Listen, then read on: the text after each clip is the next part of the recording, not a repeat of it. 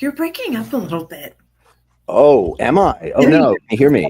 go. Okay. Can you hear me? We are live. You're We are live. absolutely live. Ladies and gentlemen, this is Nicholas Tannick, your kinky friends, YKF, your kinky friends podcast. This is a podcast about culture, about relationships, about kink, about BDSM, about consensual relationships between adults. We're adults. This is a lifestyle. This is a culture. It's a culture. It's a lifestyle. Don't judge. That's why you're alone. Seriously. That's why you're alone and bitter, because you're a judgy jerk. Don't be that way. Cool. All right. Keep an open mind. Welcome. Ladies and gentlemen, tonight we have a very, very, very, very special guest. Oh my God. With me tonight is an inspiration, a muse, but most of all, a poet. This woman helped me right at the beginning of your kinky friends YKF, um, through my sickness, through my liver transplant, knowing that she exists and that she's creating, that she's writing. I always talk about people who have that fire inside them, the light inside of them. Well, this woman does.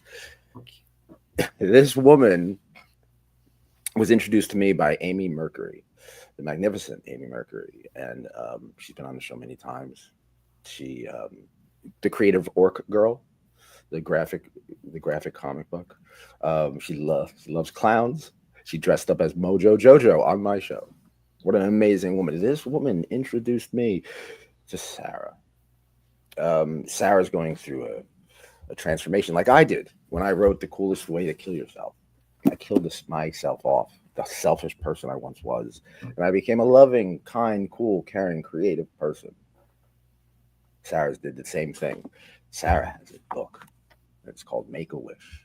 It's a book of poetry, and this book, from what I take from it, it deals with nostalgia, loss, heartache, some sexual violence too, and but most of all, hope.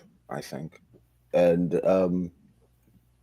and how we can get through life through connection and through hope, through imagination, through creativity.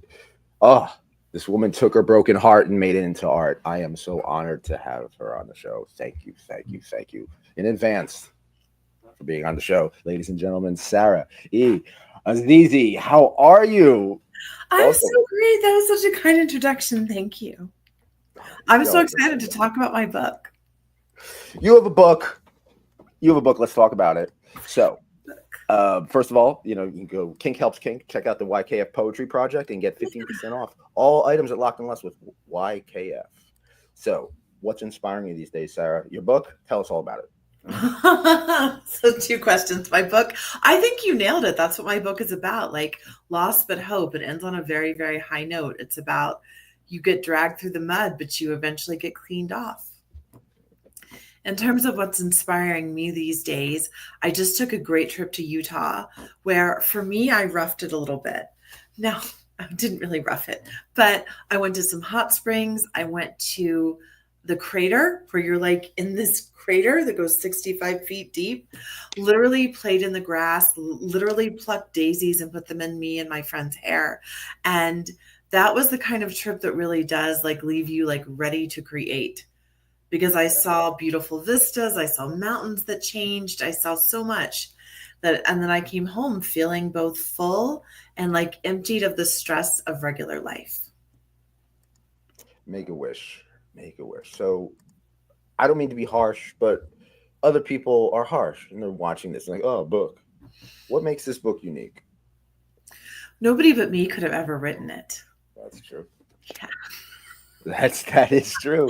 That is definitely true. I do think I have a distinctive voice, and I think You that people do. who publish me say that I do.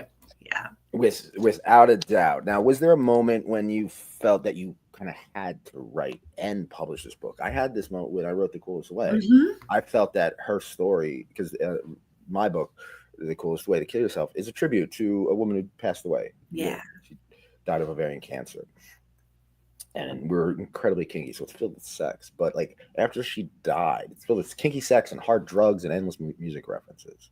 But after she died, I felt like I had to write it. No one was going to tell her story but me, and I felt that it also kind of captures like a time, a moment. Hopefully, it captures a culture, but it captures that period of awakening, that becoming, that sense of becoming. I killed myself off, so I felt like I did need.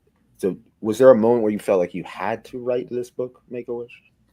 Not really, honestly. I did an MFA in poetry and then I quickly got married, had a baby, and then that baby had leukemia, which is part of what the book is about. That baby is now 17 and healthy, but I didn't write poetry for a period of about 9 years. Mm, And then I really wanted to again, but I was very grumpy about it.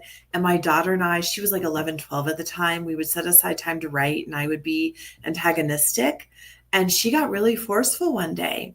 And I said, well, give me a topic. And she said, the beach. And that's how I wrote one of the poems that's in the book. And I felt that magic inside me again. And then my friend who's here, MP Clark, she had been writing poetry. So I was like, can I see what you're writing? And she sent it to me through postal mail.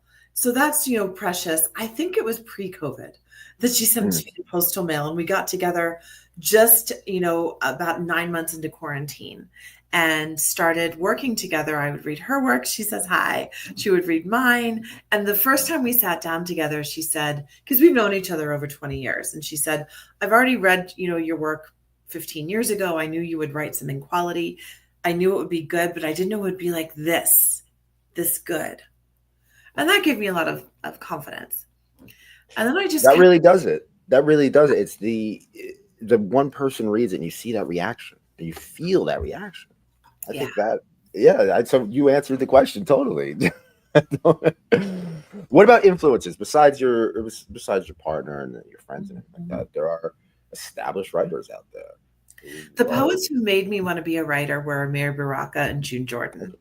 And I read them when I was about 15. My dad had just died. And so I was kind of open, right? And really open to be touched by something. And I would read their books like at night when I couldn't sleep. And I felt like they did things that showed me things poetry could do that nobody was teaching me in 1992 in high school. Yeah, yeah. I get that too because the form of expression, the way the way the freedom of it, even with the rules, like if it's iambic pentameter, or if it is rhyming, if it's not rhyming, whatever, there's still an ultimate freedom to it that is unlike any other. Yeah, that's more appreciated than other art forms. You know what I mean? That's the beauty of poetry, and that's why I think kink and poetry go hand in hand. Now, as people in the kink community, I'm in the kink community, as you know. This is your kinky friends. I'm actually not kinky. I don't know if you knew that. Oh, yeah, okay. Uh, um, Yeah, so people in the kink community, they're very emotional. A lot of them, including myself, I deal with kink because I'm dealing with trauma, Mhm. straight up, and I find writing and reading helps with that. So how do we find emotional and intellectual healing through kink, but through writing? In other words, through poetry, through writing. How do you find any kind of emotional and intellectual healing through this? I think kink and writing both can be therapeutic, but they're not a substitution for therapy. And so if we go into those activities, whether it's writing or creating another form of art or engaging in kinky play without the intention of this is going to fix me, but the intention of I'm going to engage in this as honestly and vulnerably as I can Mhm. where I am right now. That's where it starts to become therapeutic. Definitely. I have to admit, writing my books was therapeutic for me. You Mhm. know what I mean? It made me analyze my situation, how I solved it and how I could solve it better. How I could solve it where, and it made me. I think it made me a better person. Seriously, just an experience of it, not only writing it and getting it out of me, but the experience of the response of other people. Now, If you the write it, I title. I have a question for you. Sure. Did you write it to figure out what you thought and what you felt? No, that ended up being a kind of byproduct of it. Mm, That kind of like a benefit. The first book I wrote was during Hurricane Sandy. She just passed away.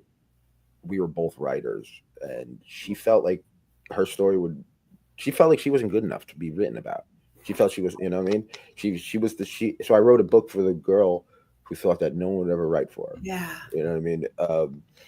It was a Yeah. devotion. Anyway, Yeah. but your title, Make a Wish. There's a sense of hope, right? There's a sense of hope, evokes hope and dreaming. So, what inspired the title, and how to reflect the emotional narrative uh, Yeah. of the collection?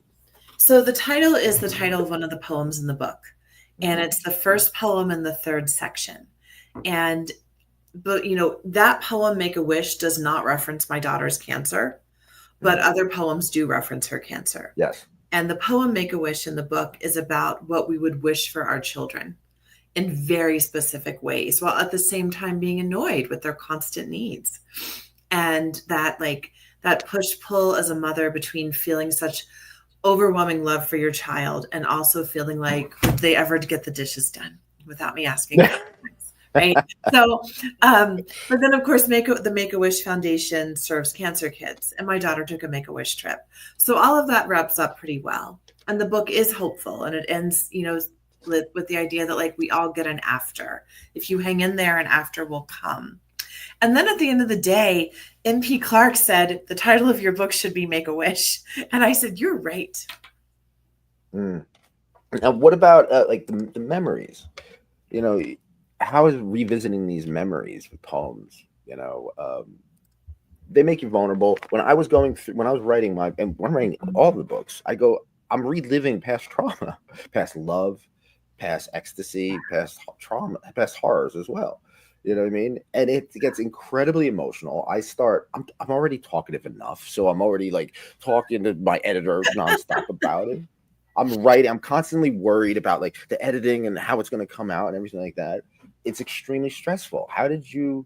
But I mean, at the same time, it's cathartic and therapeutic. How did you deal with it? Revisiting all this. I often feel like I'm in a trance when I write about stuff, Okay. right? Yeah.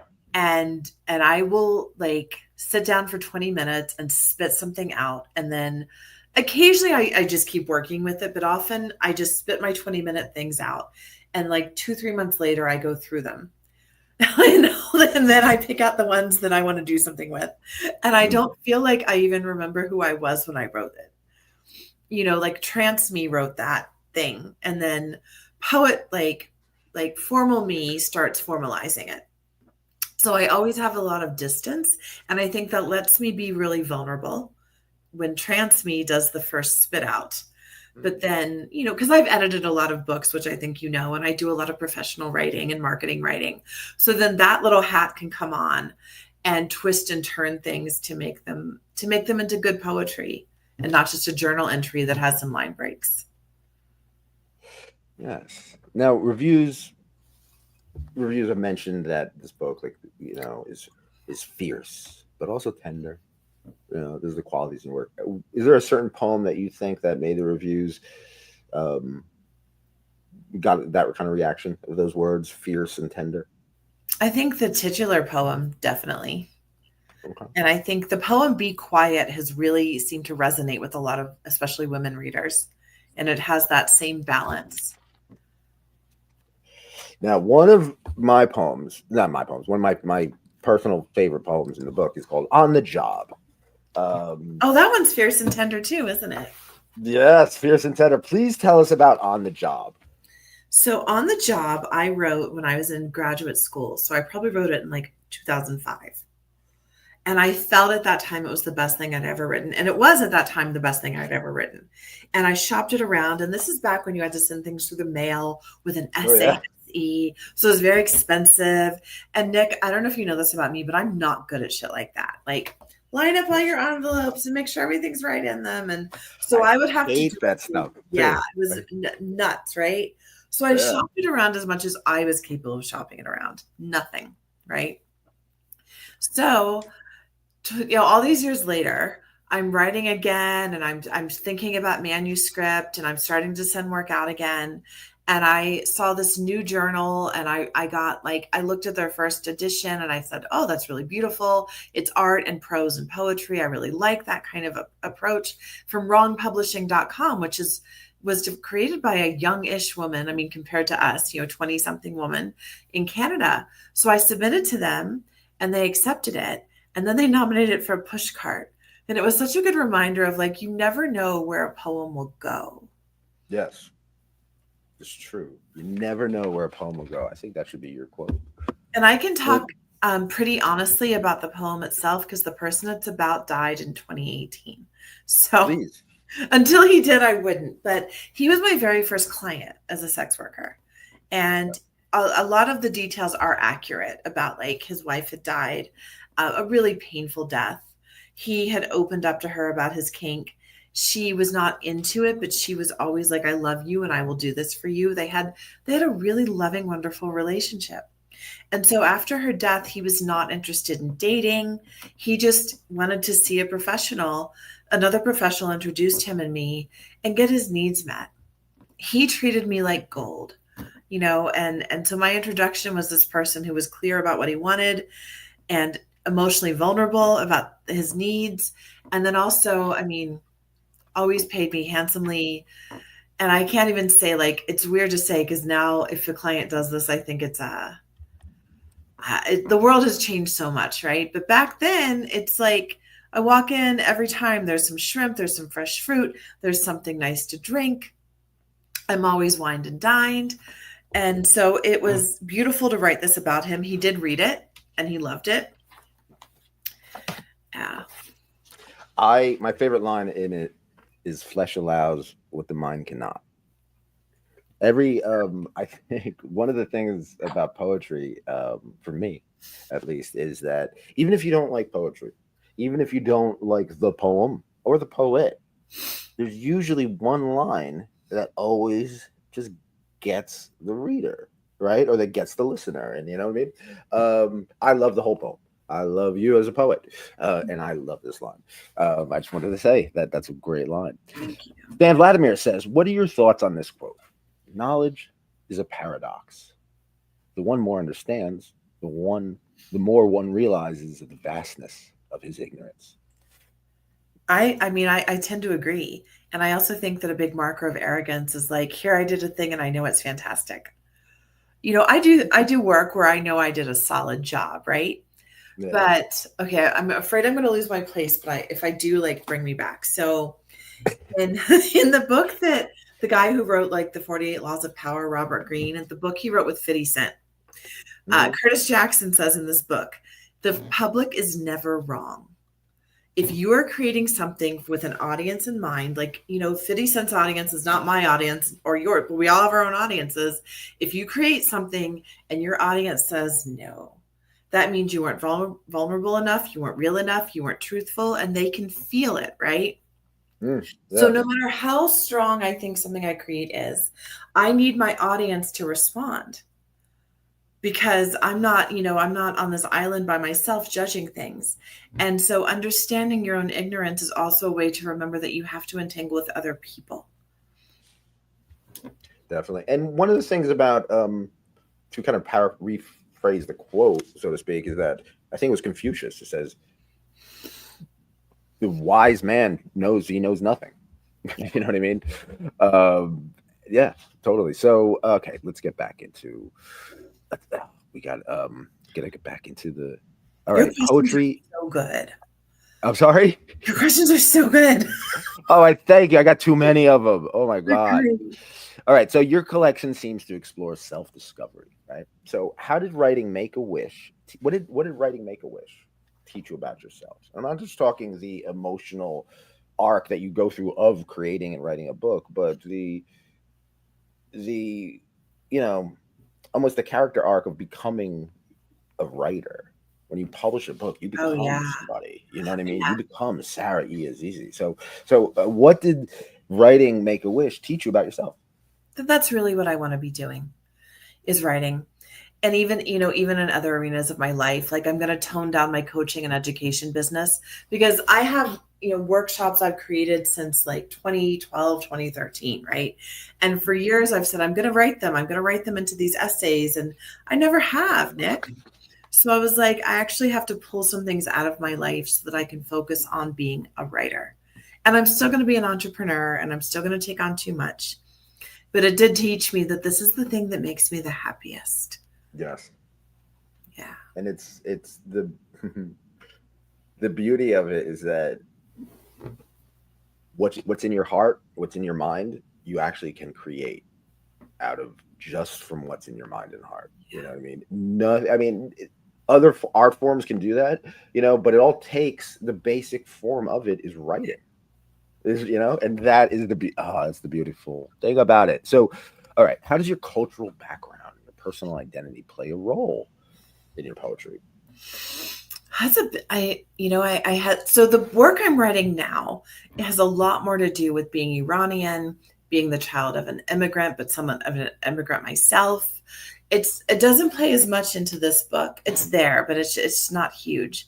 But in terms of identity, a lot of what this book is about being a woman and just being a feminine woman who is also queer in a culture that sometimes says womanhood has to be one way. Other times says womanhood has to be more expansive. Other times says womanhood is not allowed to be expansive. There's all this fucked up mixed messaging. And I think that that's the biggest identity I explore in here is that woman can be very expansive. And how do I want to say this? We have a right to protect ourselves and each other. Oh, without a doubt. Yes, yes. Thank you for expressing that. Well, let's talk about sex work versus writing. Okay, I I consider myself an author. I'm a You poet. are. When we first met, and you were like, "Yeah, I have a book," and I was like, "No, it's a big deal that you have a book." I thank you. Yeah. I've done the due diligence. I've like done poetry readings, open mics. Yeah. I've been published. I've been paid to speak and stuff like that. Like I'm not even under my name, Nicholas. I'm a member. I'm a ghostwriter. So right.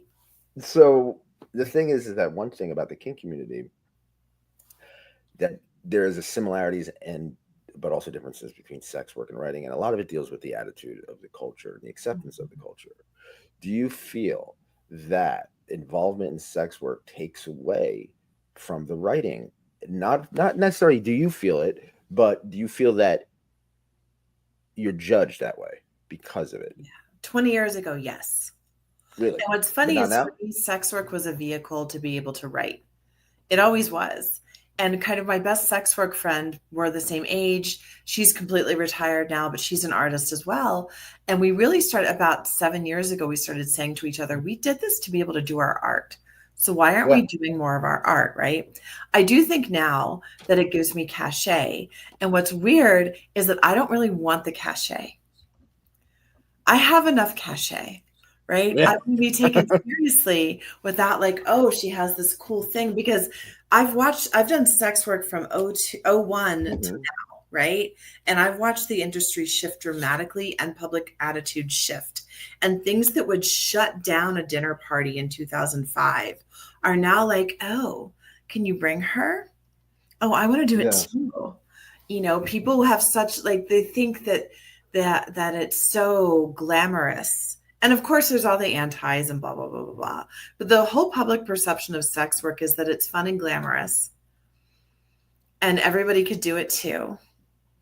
And if Now, she's done it, now we have, something to ask her that will get her talking about something that we're afraid to say. And you know what? I used to get paid. I mean, and I still occasionally, if I take a call, I get paid very well to help people say things that are hard to say.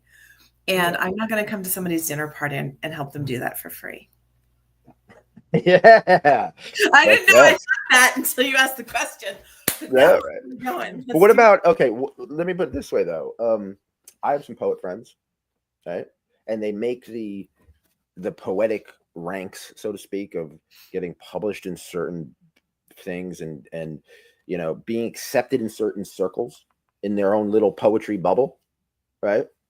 That's great. I've been in that bubble. been out of it too. What do you think is more important? Seriously, getting up the ranks or just having the poem heard and read? The latter, by far. Yeah. Yeah. Thank you very much. I just needed to get that out. King culture versus writing culture. How is it different? The art I go into. So I wrote a book called Your Kinky Friends, right?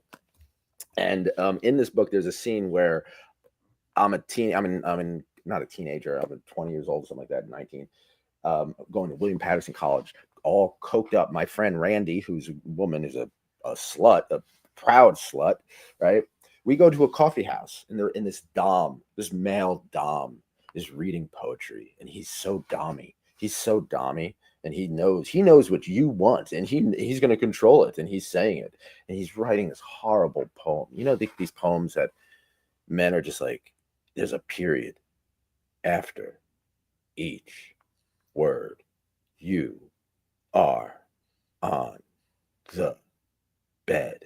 And then she will fall her face on the bed. It was just like bed, and like just, it was just horrible to read, incredibly pretentious. And we're coked up out of our minds, and we're watching this, and just we couldn't help laugh.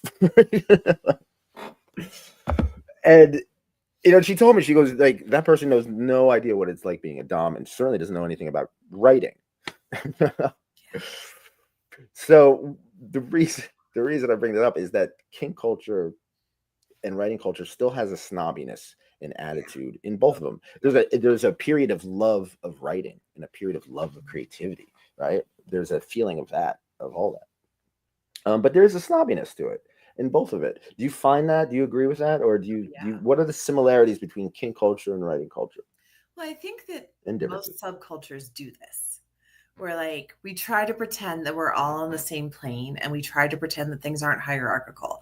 But actually hierarchies exist everywhere. And it's in that pretending that things aren't hierarchical and that everything's so merit-based. We pretend things are merit-based that are not, that are popularity contests. And it's okay. It doesn't mean we're bad people. It doesn't mean we're evil. But like if we were actually more honest about those things, hierarchy and lack of meritocracy, then we would be having very different conversations. And I think that I'm fortunate as a writer to have built a very successful business and to be in the process of building another one because I get filled up over there. And I have been very, very careful to say I'm not going to turn being a writer into a business. Mm. And, I'm not interested in teaching writing classes. I'm interested in talking about my work or like planning someone's book party at my soft corner space. But I'm keeping myself out of that world because, I rose up in the ranks of king culture real fast. And then I was on a pedestal so high that people took a lot of fun and delight in kicking my pedestal. What? So, oh yeah, if I get up there in the writing culture, that's awesome. But I also know that will come with like my pedestal getting kicked. So it's okay, whatever happens, because I'm going to write no matter what. And I just hope I'm going Right to on. readers. Right on, right on. I'm gonna write no matter what. Yes, yes, yes. I'm going to. You're going Right. to See, write. I have to. I'm writing this no matter what. Yeah. See, I stopped the show to write that quote, no matter what. Right. So one thing I do want to talk about is the beauty of king culture and poetic expression. So, do you see the parallels between the freedom of poetic expression in both? I mean, I think a really beautiful kink scene can be poetic. It can be like a dance too. A dance can be poetic. A poem can feel like a dance. Theater. Like, yeah, all these things influence each other. Yeah, I mean, I think if you watch somebody doing things like, once I was at Thunder for my first time. And I didn't think I'd be pregnant at Thunder my first time, but I was. And it was the end of my first trimester. So I was nauseous as hell. But every so often I'd get well enough to like walk around the dungeon. So I was able to sit and take things in because I wasn't going to play. And it gave me a nice perspective. And I watched a scene where this young woman, somebody, I haven't talked about this in a long time, Nick, so I lose my words, but they suspended her. So they were putting the metal hooks in her back. And she was wearing like a sequined tube top and little tap pants and fishnets and very comfortable soft shoes. And as they put the hooks in her back, she would keenly wail and let the sound out that was actually just stunning to hear. And I watched the whole process of the hooks going in and then her being suspended and her going back and forth on this short suspension, listening to her headphones, kicking her feet and dancing. And it was so inspiring. It was stunning and beautiful. And, she went through great pain to then soar in a way that most people even won't let themselves soar in anything that they do. And that's, if you're writing something that's going to take you into the most painful parts of your life, at some point, you are going to get to pop your headphones in and kick your feet and listen to amazing music because the hooks don't hurt anymore. That was very poetic on how you described that scene too. Thank you. I loved it. So poetry can challenge societal norms, taboos. The revolution will not be televised by Gil Scott Heron. I love that. Yeah, comes to mind. It resonates today more than ever. Other, then there's the sexual poems, everything like that. But let me ask you this: do you have any poems in Make-A-Wish that you specifically talk about pushing boundaries or confronting topics that are risky?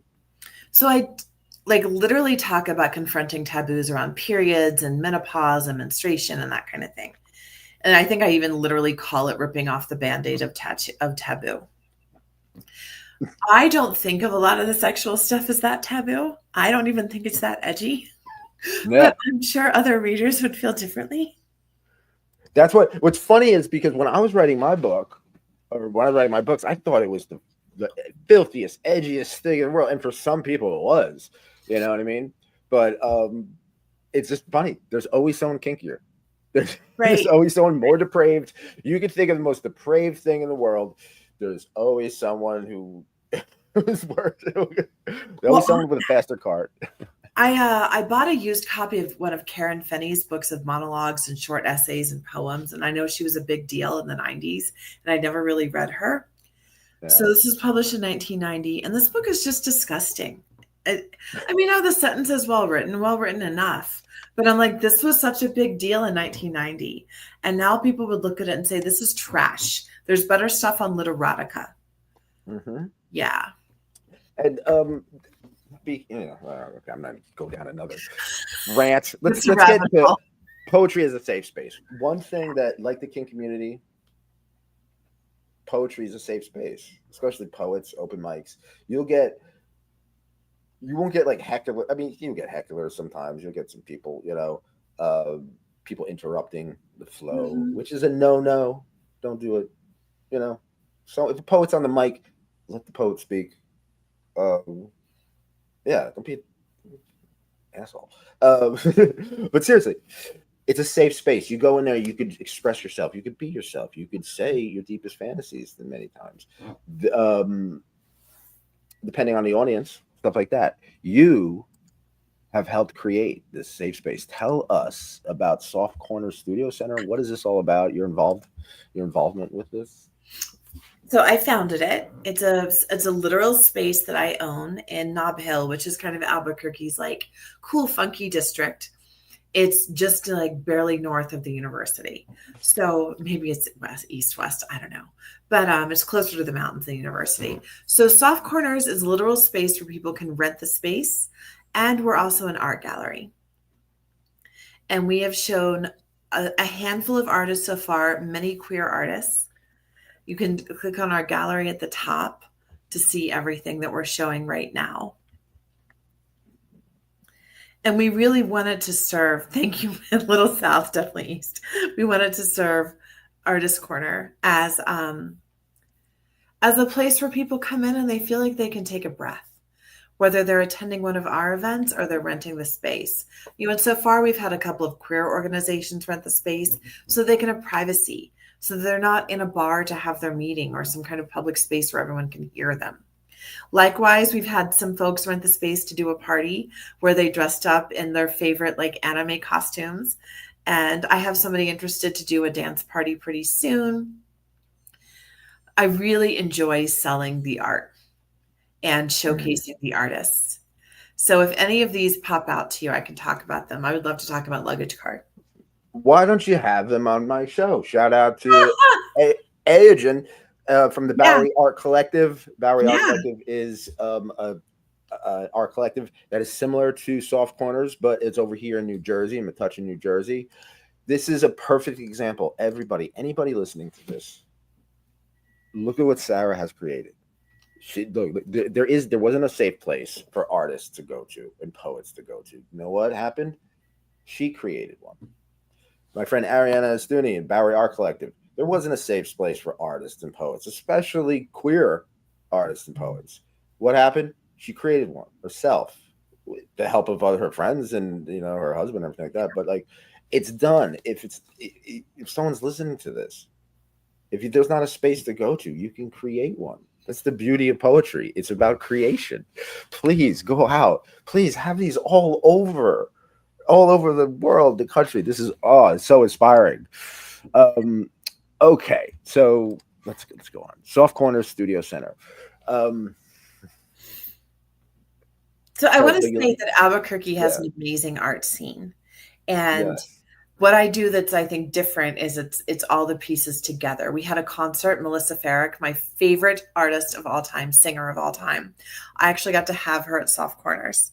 And that was probably, I mean, I don't know what kind of year I've had, Nick. Like, I had Melissa Farrick, my favorite singer of all time, perform literally in my studio. And then my book came out on the 13th, and then I got engaged. So it's been a pretty amazing year for me.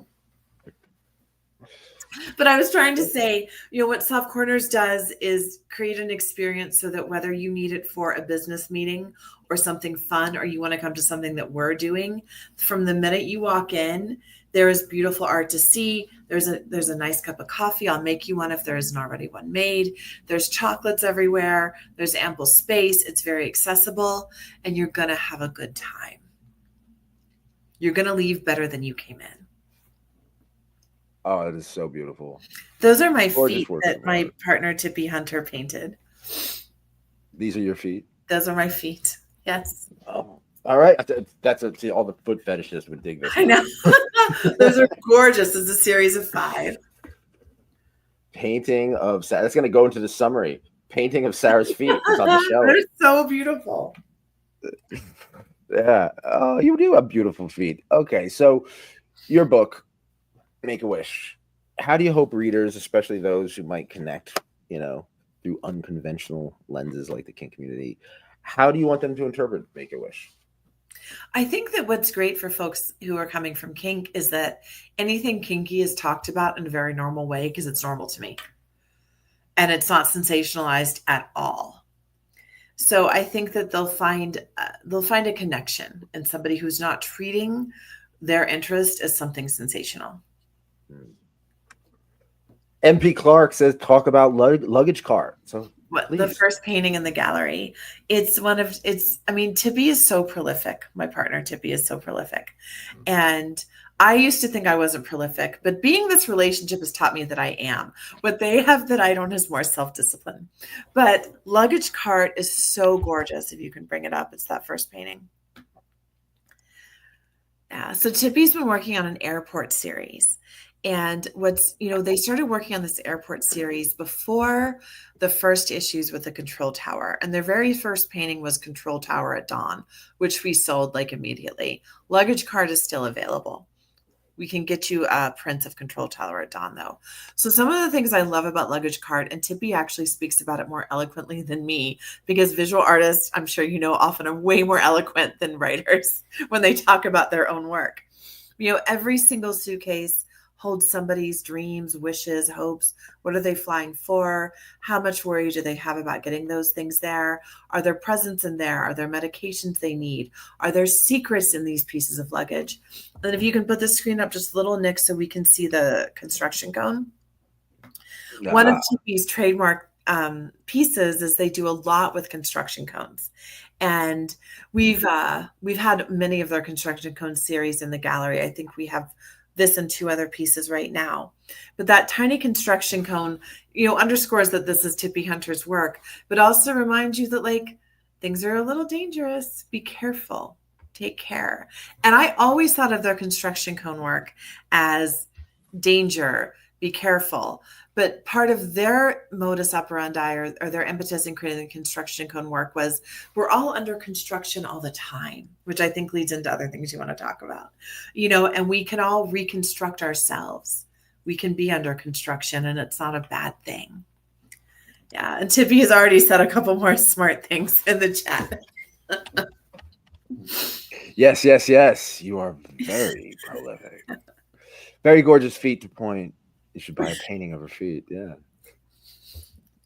Love construction cones. I know a woman, I don't want to mention her name, but she does many things with construction cones. So yeah, it's really, you take an image of something, means a million things, right? All right, let's move on. Okay, where are we?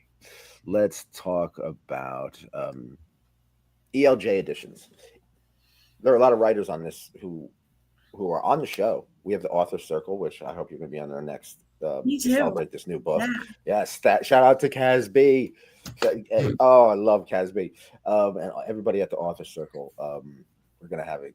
Hopefully, we're going to have you. I want Natasha Strange coming on soon too. She's got a book called D is for Diaper. D is for Diaper. Nice. Things like this, they do. So, and that's the beauty. Like the kink. One thing I love about the kink community is the creative expression. All of these writers, they're trying to get their work out. How did you get in touch with? How did you connect with ELJ Editions, and what are they doing for you, and how are they handling it? So they have a journal called Emerge Literary Journal. And a handful of years ago, I saw their nonfiction editor post something that she herself had written that I really liked. So I started following her. I don't even know about the journal yet. I just started following her. And I think like somebody had retweeted it. And I was like, oh, I love this piece. So then I saw that she was the nonfiction editor of Emerge Literary Journal. Then I saw that they also published poetry. So then at some point I said, okay, I think I have the right poems to send to them. And they accepted 2 of my poems. They published them. They nominated one for Best of the Net too. A few months after that, they had an open call for manuscripts. And I had put together a manuscript. It was this book, but it wasn't this polished. I had put together one because MP Clark a few months prior had been like, you have a full length. You should be sending out a full length. Here's a contest. So I had sent to that contest. So I had something ready. So in the short time frame that ELJ Editions was accepting manuscripts, I had something I could send to them. And then they accepted it. That's awesome. So, that's how we got there. So now everything, but you had to put together. So you put together the cover. You put together the sequence. They will do the cover art. It's not that I had to. Yeah. Okay. Yeah, but I wanted to. I said, I'm partnered with this incredible artist. And this will be available on Amazon, through Goodreads, and through Barnes & Noble. So yeah. Available worldwide, correct? Yes, and anybody can buy it from ELJ Editions now. But I don't know if folks know this. Right around when my book got accepted, which was March 2024 for publication, small press distribution closed, and it just screwed over a ton of small presses. So these small presses did not get their books back, did not get payments they were owed. ELJ Editions and many, many others. And it has been a real uphill battle for a lot of these small presses to find good new distribution. So the publisher did let me know that she had signed on with somebody. It didn't go well. She wanted to sign on with somebody new. And she said, we can wait and publish your book when I have the distributor in place, or we can go forward now. And of course, that means you're going to have to wait to be on Amazon and stuff. And I said, we can go forward now because I have enough of a world, you. I mean, I have people, I have enough of a community that I think that I'll be okay to start here. One of the, when it comes to writing, I interviewed Dan Killian of Dan Killian and the Million Man Band, and also the K's. He wrote a song. He wrote a song about me. It's amazing. But we're talking about AI Yeah. and how it's creating art, how it's changing writing. It's very easy to ask ChatGPT or Grok or something for for a suggestion or something like that. What's your opinion of AI in writing? So I love using Excel, and I'm good at using Excel to do equations. I could not do a lot of this math myself, but I can put the equation in and I understand order of operations. I have to actually understand quite a few things about math to do it this way. And it's really helpful to me. I think that if you have a firm understanding of what you want to know, so that you can prompt the AI, Grok, or ChatGPT with a smart question and get a smart answer that then you can rewrite into language that has a bit of a soul. Because AI writing is very easy to pick out because it's soulless, it's toneless. It's every Yeah, sentence is kind of constructed the same way, right? It's not necessarily a bad thing. It can be helpful. I'm sure at some point somebody thought that the thesaurus was all shit. And the thesaurus is helpful if you understand the tone of words. Thus and ergo in a paper sound real different. Consequently, thus and ergo all do the same function in a sentence. But, I went to high school with people who got mad at me once because I was joking around about using ergo, and then they used it in their papers and they were like, we didn't know you shouldn't use it. And I was like, I thought it was a joke. Like, I'm not trying to dock anybody, but that really happened. And so that's where I think it has a place. But past that, like AI writing is not writing. It's just like no, it word is production. not. And the same thing when it comes to music. I'm noticing um, glitches. It looks like glitches in the matrix or something like that. Or it's like there's like things where it's like, oh, it's a little off. It's like just a little off.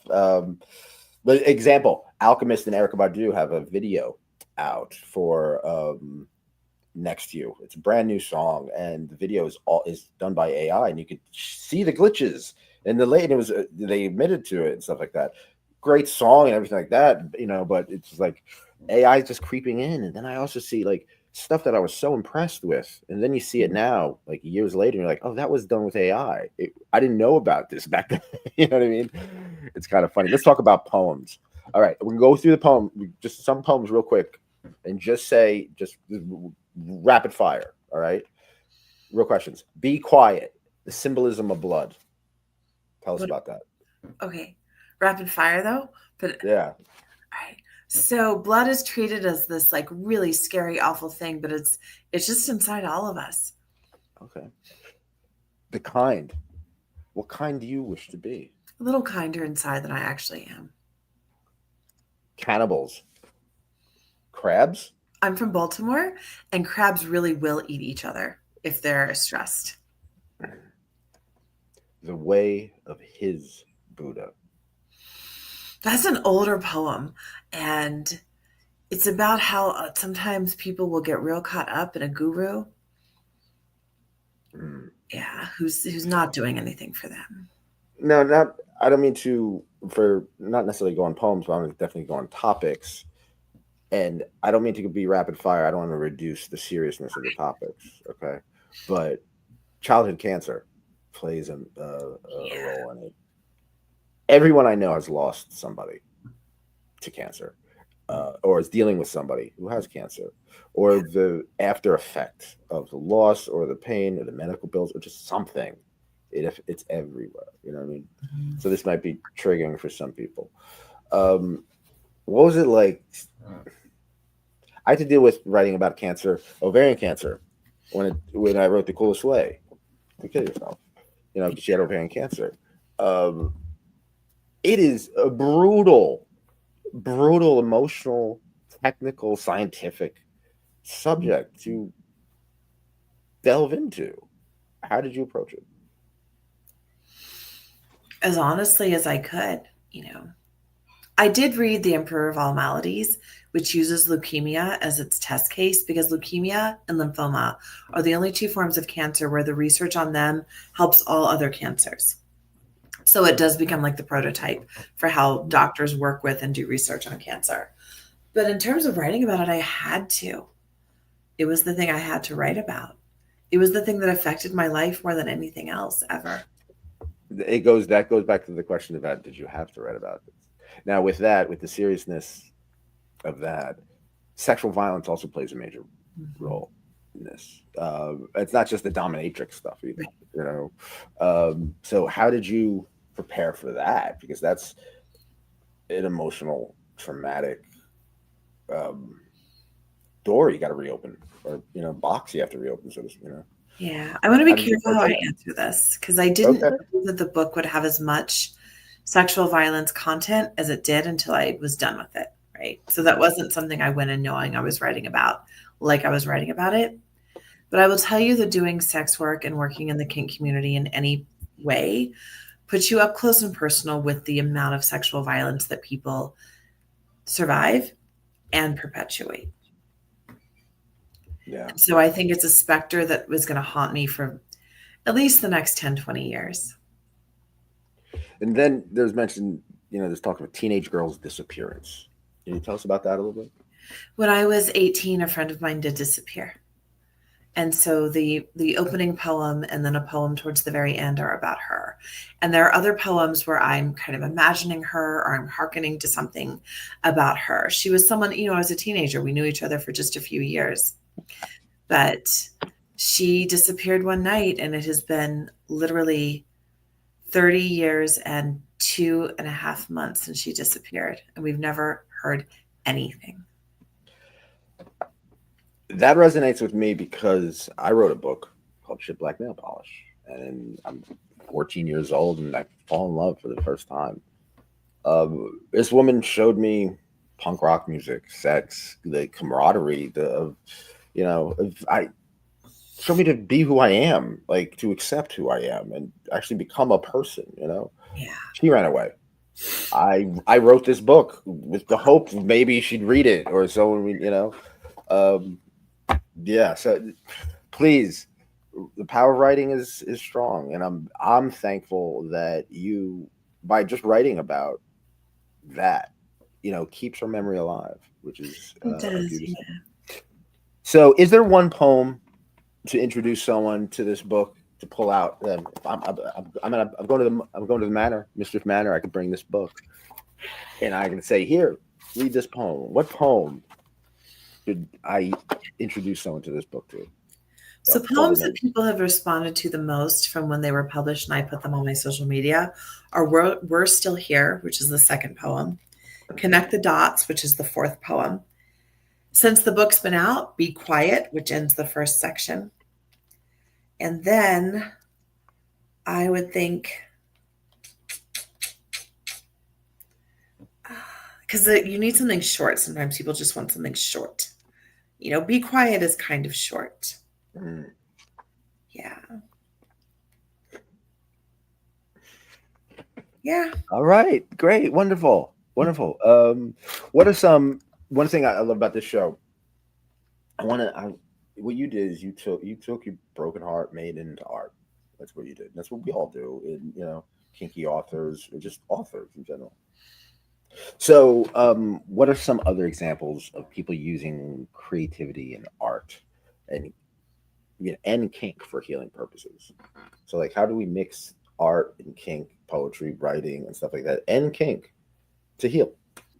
I think a lot of people I mean, the kink is a way that they express their creativity, which sounds like an oversimplification, but like planning a scene or putting a situation together, whether you're setting up a set or you're getting toys that match or you're doing costuming, all that stuff is Mm, an absolute expression of creativity. And then the scene itself probably has some healing components. I also don't think any of us make any kind of art or engage in any kind of kink without the intention to heal something, whether it's just, a hairline fracture or a whole broken skeleton. that's a very, very, very well said. I appreciate that. Now Yeah, let's talk about your ultimate creative fantasy. that's a good one. It's it's a wild world out there. It's hard to get art. It takes money to get things moving, right? Well, let's be whimsical, shall we? Let's say we have the money. Let's say we have the resources. Let's say anybody you want, anybody. You could do anything. This is a creative fantasy. I always ask you the kinky fantasy. We could do that. We've done that before, and I'm sure this may be a little kinky, but we don't have to be. Sarah E. Azizi, what is your ultimate creative?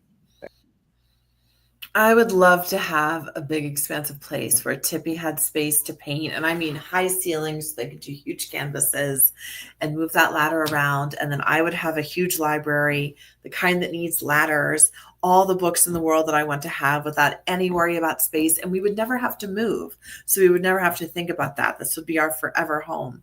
And then I kind of need a compact place to write with little access to the outside. But I also need, my computer is always working perfectly. I have lots of journals and good pens, and the fridge is stocked, and everything we like to eat and drink is there. And then I have a great social space so that my friends and I can meet up and talk about our work, and we can workshop. And of course, I already have soft corners, but if I had anything I want in the world, soft corners would be 5 times the size so that I could hang even more art, and we'd have funding forever so that we wouldn't have to worry about how much money do we make on this or that or this month, because the funding would just be consistent. But I think that I want what every creator wants, which is space and time to do what I want with all my resources taken care of. Well said. Rapid fire recommendations. They don't, they're not necessarily kink related, but rapid fire recommendations. They don't have to be the be all end all. They don't have to represent you as a person. They're just, hey, I think you'd like this, Nick. You know what I mean? Mm-hmm. So a film. Recommend a film. Oh, I like 28 Years Later. 28 Years Later with Idris Elba. I just finished today. Again, I've seen it millions of times, but 28 Days Later. I just showed it to Sunshine. Oh, nice. Yeah. Yes. I love that movie. I think that it resonates now more than ever. You know what I mean? I'd recommend Tampopo. Tampopo is a wonderful Western comedy. It's kind of a romance too. Love of food, Japanese. Just like the kink community, it's about a bunch of people coming together to make the perfect noodle shop. That's great. It's awesome. It's a beautiful, beautiful movie, Tampopo. All right, rapid fire recommendations. Recommend a song. You've Known It All Along by Melissa Ferrick. It's my favorite song ever, and I quote it in the book. And she played it when she played at Soft Corners, even though, so she was warming up, and then I heard her warm up with Till You're Dead, which was my first favorite Melissa Ferrick song. Mm-hmm. So I slid right back, and I was like, that was my first favorite Melissa Ferrick song. And then I told her my current favorite, which is This Is Love. And then I was like, but my all-time favorite Melissa Ferrick song is You've Known It All Along. And she goes, I haven't played that in so long. I don't think I can play that. She played it. And she lost a line, and I fed it to her, and she restarted. And then she gave me the set list, and on the set list, it's written and it says for Sera with hearts. See, it was the best moment of my fucking life, except the best moment of my life was when I got my book, except the best moment of my life was when Tippy proposed to me, except it's just wild right now. Yeah. All right. Recommend a television show. Oh, 5 days. Oh, I've not seen it. Just watched it. I'll check that out. Yeah. I just started the new season of The Bear. All right. Recommend poetry. Recommend a poet. Oh, June Jordan, always. I mean, I could recommend a lot of poets. Henri Cole is fantastic. Somebody more contemporary. It's like, you ask me something and then I forget everything. Oh, Hala Aylan. I love her work. So that's good. That's 3. Recommend a meal. Salmon over rice. Oh, with love it. Asparagus or Brussels sprouts, something, in that vein. How's it cooked? Oh, I'm not even that pressed. Like the Brussels sprouts maybe baked, so a little crispy. Jasmine rice. The salmon, I like salmon a little raw in the center. My partner doesn't. Okay. We have to have it both ways. Yeah. I can make, I would make you both pan-seared salmon. I got really good at it during the liver transplant, the whole thing. I was just eating salmon all the time. And I could eat it. I could make it really healthy, but I had to make it taste very good. So I became all poetic with it too. I'm like, seriously, I was like, salmon is a fish of life. Cooking is a major way I express my creativity. Tippy could tell you. I'll be like, get this and this and the flavors and the textures and everything will look pretty on the plate. Yeah. I wanna make a dominatrix cookbook. I'm Yeah, in. right on. I think we should do it. I think we should do it. Okay, we let's get back to all right. Creative arts word association. I usually do kink word association. I say flog or you say ouch. I say chastity, you say lock, something like that. But we're gonna do it. This is when I was my hip hop days and my indie rock days. I used to do just word association, and a lot of it like if I was interviewing, say Guru from Gangstar, I would say, Q-Tip of a Tribe Called Quest. He would say something else. He would. Yeah. But this we could do anything we want because you're a writer, you're an So are author, you. right? Oh, thank you. It feels good. It It does. does. You earned it. It feels good. It takes a lot of work to put a book out. It It takes does. it does. It takes a lot out of you, and I hope people appreciate it. I appreciate it. Hope everyone else does too. All right, creative arts word association. Say the first thing that comes to your head. There's no wrong answer. All right. Hmm. How can I start? Uh, we'll start with Robert De Niro, Taxi driver. taxi driver. Okay, Samuel L. Jackson. Oh, my name is the law. All right, Trent Reznor of Nine Inch Nails. Tori Amos. Miles Davis. Jazz. Tori Amos. Under the Pink House. Sarah McLaughlin. Sad. SZA. Sizzler, the restaurant? No, SZA. SZA. Oh, November. Lizzo. Fat. All right. Being real. All right. Who's Ryan Reynolds? I don't know. The Deadpool. The guy. Oh, he's like a I can't heartthrob for picture other these people. people. Yeah. I'm not good All on right. celebrities. I can't picture Leonardo DiCaprio. rapist. And I know he's not, but he's so rapey.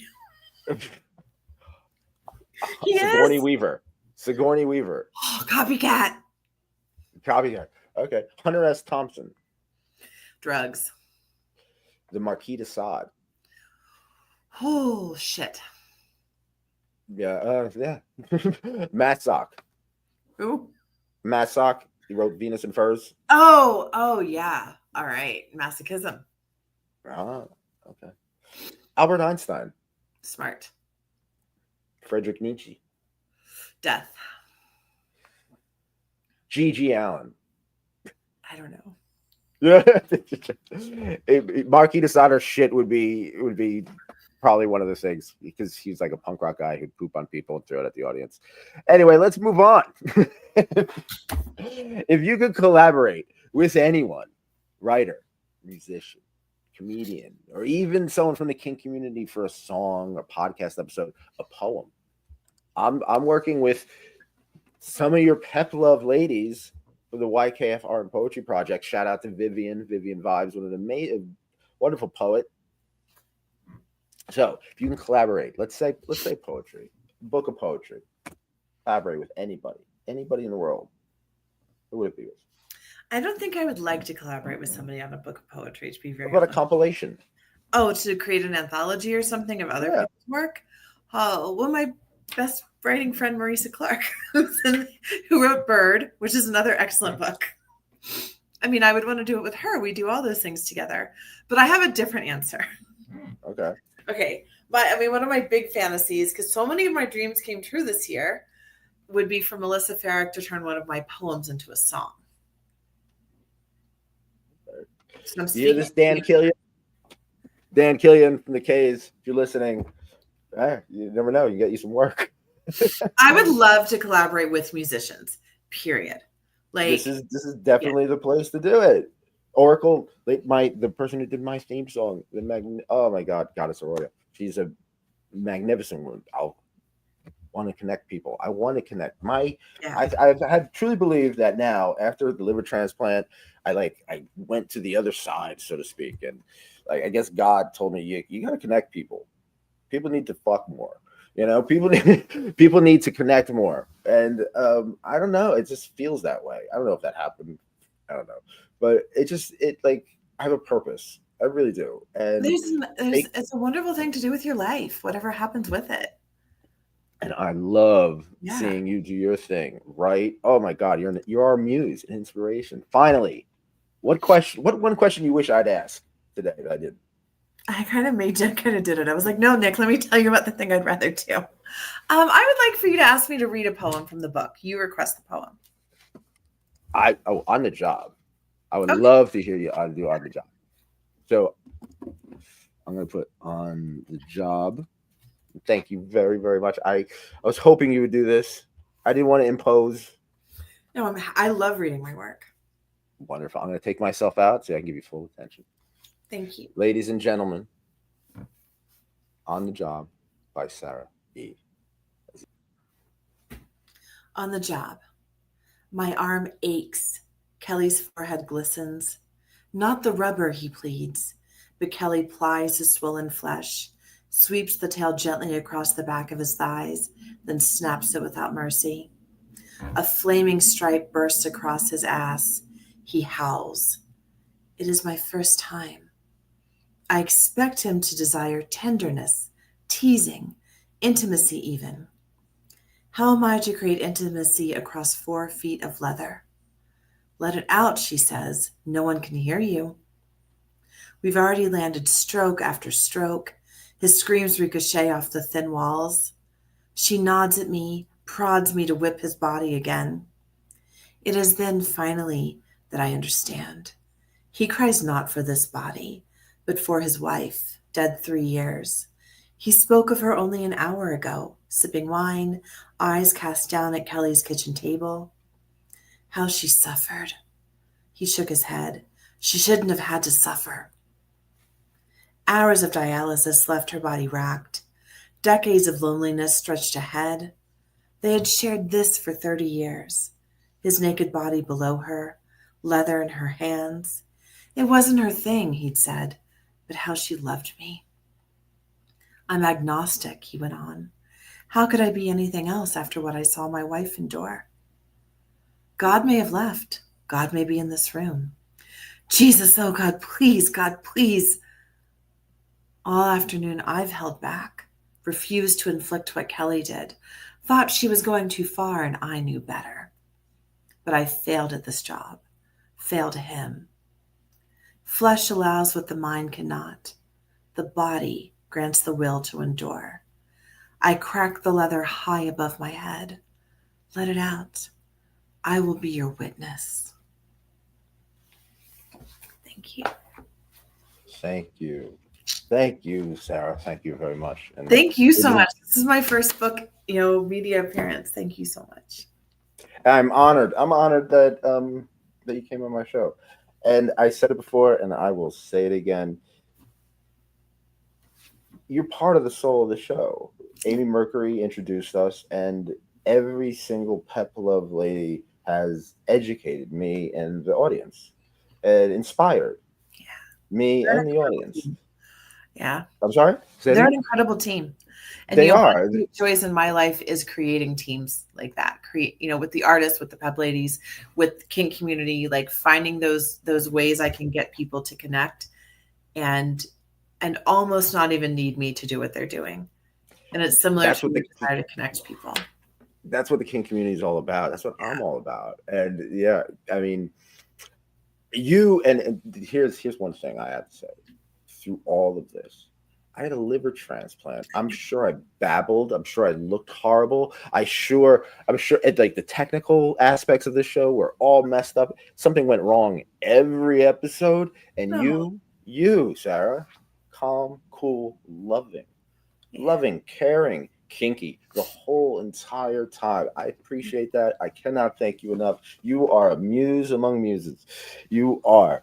Thank you.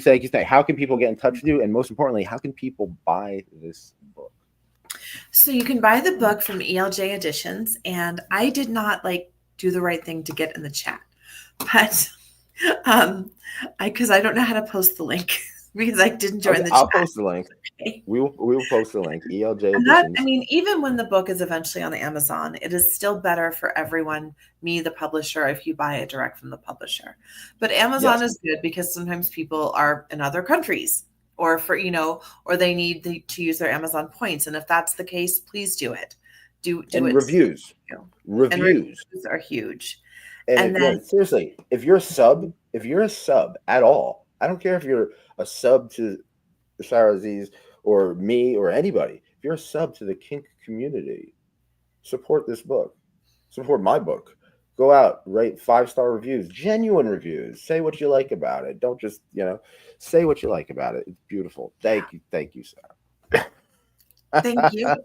Thank you. And people can follow me on Instagram and Twitter. I'm Sarah E. SE Azizi Writes on all the socials that I'm on.